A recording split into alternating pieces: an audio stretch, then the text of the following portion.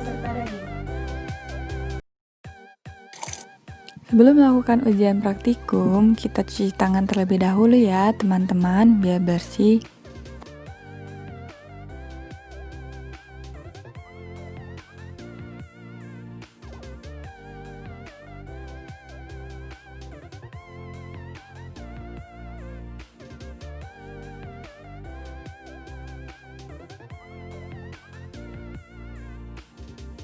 Di sini aku akan menimbang berat bahan terlebih dahulu. Yang ditimbang itu ada berat bersih serta berat kotor. Kemudian kita rebus semua bahannya.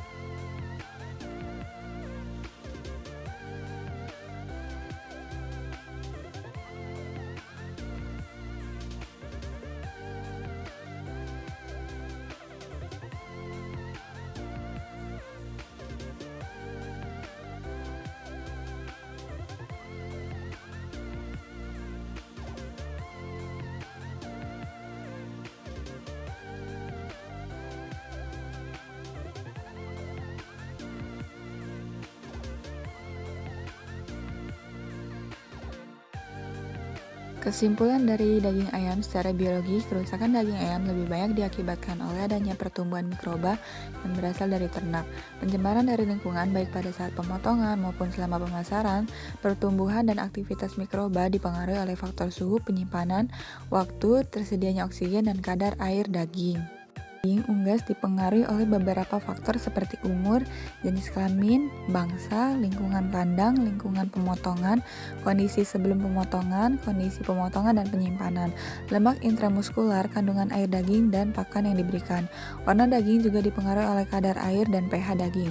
Sedangkan dari segi tekstur memiliki perbedaan tekstur daging disebabkan oleh umur, aktivitas, jenis kelamin, dan pangan. Sedangkan sifat dari daging sapi memegang peran penting untuk melihat kualitas daging yang terdiri dari pH, mengikat air atau DMA, keempukan, dan susut masak. pH daging sapi berkisar antara 5,57 sampai 5,62. Menurut Iva Rasan et al. 2016 bahwa nilai pH daging mempunyai korelasi, yakni semakin tinggi pH otot, maka warna daging semakin gelap, permukaan daging kering dan cair daging terikat sangat kuat. Dari segi keempukan, menurut Kiren et al. 2015 dan Net LA 2007, faktor yang mempengaruhi keempukan daging yakni faktor genetik, umur, manajemen, jenis kelamin, stres, chilling, refrigerating, pelayuan dan pembekuan, dan bahan adiktif. Dan yang terakhir, susut masak. Susut masak merupakan presentasi berat daging yang hilang akibat pemasakan sekaligus berfungsi sebagai penentuan waktu dan suhu pemasakan. Lemak akan meleleh keluar saat dipanaskan sehingga bobot daging menyusut. Susut masak selama proses pemasakan merupakan salah satu indikator nilai nutrisi daging. Semakin besar pH susut masak daging, maka nutrisi daging yang akan hilang semakin besar.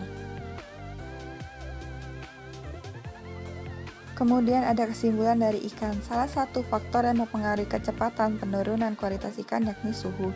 Murniati dan Sunarman 2000 menyatakan bahwa suhu lingkungan yang rendah akan memperpanjang tingkat kesegaran ikan sehingga proses pasca panen ikan harus menerapkan prinsip rantai dingin.